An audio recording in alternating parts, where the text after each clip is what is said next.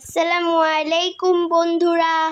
আজকে আমি বাংলা তৃতীয় শ্রেণীর বাংলা বইয়ের 89 পৃষ্ঠার 3 এবং 4 সমাধান করব।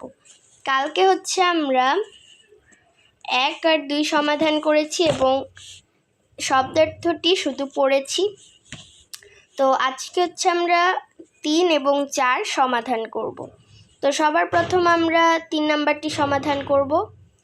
আর welcome back to my channel অন্যরকম পড়াশোনা।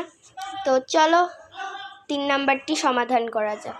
তো 3 নাম্বারে বলেছে বলি ও লিখি, রবীন্দ্রনাথ ঠাকুরের সম্পর্কে যে প্রশ্নগুলো আছে এটা আমাদের সমাধান করতে হবে এবং এটা আমাদের বলতেও হবে, মুখস্থ করা এটাই বলা যায়। তো আমি 3 নাম্বার 3 নাম্বার লিখি, খাতায় লিখি, তারপর তোমাদের সাথে দেখা হচ্ছে। A few minutes later. তো বন্ধুরা আমার উত্তর করা ডান। তো চলো দেখা যাক উত্তর এবং প্রশ্নটি। তো ক নাম্বার প্রশ্নে বলেছে যে শিক্ষক রবীন্দ্রনাথকে বকা দিতেন কেন। তো এটা ক নাম্বারের উত্তর রাতে পড়তে বসলে রবীন্দ্রনাথের ঘুম পেত, তাই শিক্ষক তাকে বকা দিতেন। এটা ক নাম্বারের উত্তর।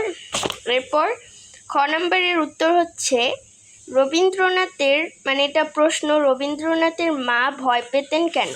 তো এটার উত্তর কুস্তি খেলে ধুলো কাদা মেখে রবীন্দ্রনাথের গায়ের রং কালো হয়ে যাবে, তা ভেবে তার মা ভয় পেতেন। এটা খ নাম্বারের উত্তর।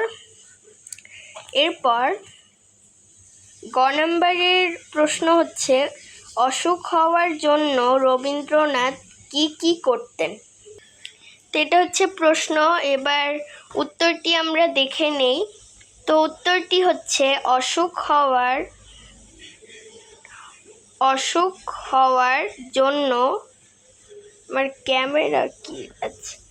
অসুখ হওয়ার জন্য রবীন্দ্রনাথ বৃষ্টিতে ভিজতেন, রোদে খেলতেন, শীতের সন্ধ্যায় ছাদে দাঁড়িয়ে থাকতেন। এটা গ নাম্বারের উত্তর। তো এরপর আমরা এই পৃষ্ঠায় চলে যাব। তো এই পৃষ্ঠায় ঘ নাম্বারের প্রশ্ন কোনটা জেনে রবীন্দ্রনাথ খুব অবাক হয়েছিলেন।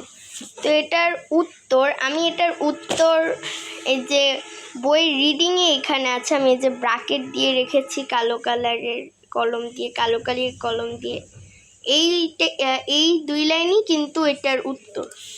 আচ্ছা, তো দুধের মধ্যে পানি থাকে আর দুধ জাল দিলে পানি বাষ্প হয়ে উড়ে যায়, তাই দুধ ঘন হয়ে যায়। এটা জেনে রবীন্দ্রনাথ খুব অবাক হয়েছিলেন। তো এটা ঘ নাম্বারের উত্তর। এরপর নাম্বারের উত্তর খুবই সহজ। রবীন্দ্রনাথ ঠাকুর কবিতার জন্য কি পুরস্কার পেয়েছিলেন। তো এটার উত্তর রবীন্দ্রনাথ ঠাকুর কবিতার জন্য নোবেল পুরস্কার পেয়েছিলেন। এটা নাম্বারের উত্তর। এটাই ছিল উত্তর। এরপর আমরা 4 নাম্বারটির উত্তর সমাধান দেখব। তো গাইস চলো এবার 4 নাম্বার সমাধান করা যাক। তো বন্ধুরা এটা 4 নাম্বারের উত্তর। 4 নাম্বার আর কি, রবীন্দ্রনাথ তোমার ছেলেবেলা আর রবীন্দ্রনাথের ছেলেবেলার মিল ও অমিল লেখো। আমাদের যে ছোটবেলা, এখনই তো আমাদের ছেলেবেলা, আমরা এখনই বাচ্চা, তৃতীয় শ্রেণীতে পড়ি। তো ওই হিসেবে আমাদের রবীন্দ্রনাথের ছেলেবেলা সম্পর্কে মিল আর অমিল লিখতে বলেছে। তো এখানে 3টা মিল আর 3টা অমিল লিখতে হবে। তো চলো এখন মিল আর অমিল লেখা যাক। তো প্রথমে মিল পড়তে বসলে ঘুম পাওয়া। আমাদের অনেকেরই কিন্তু মাঝে মাঝে পড়তে বসলে ঘুম পায়, আমারও মাঝে মাঝে ঘুম পায়। আচ্ছা, এটা হচ্ছে একটা মিল। আর একটা অমিল হচ্ছে কুস্তি খেলা। আমরা এখন কিন্তু কেউই কুস্তি খেলি না, অনেকে খেলতে পারে।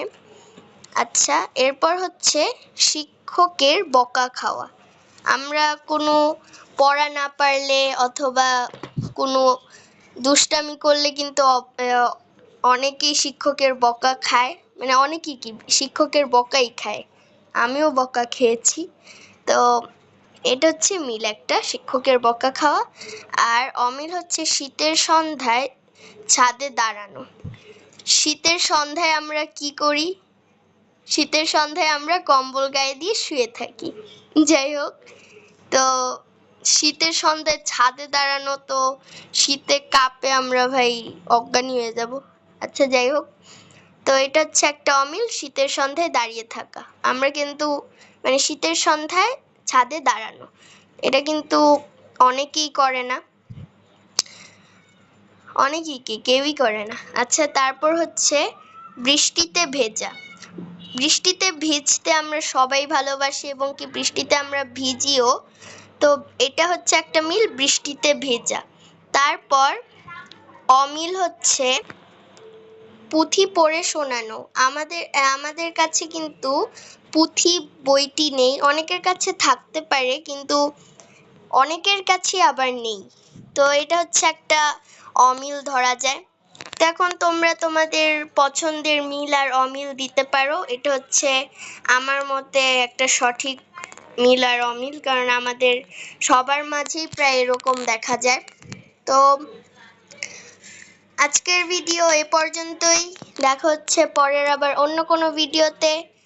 টাটা, টাটা, বাই বাই, আল্লাহ হাফেজ। আর টাটা, বাই বাই, আল্লাহ হাফেজ,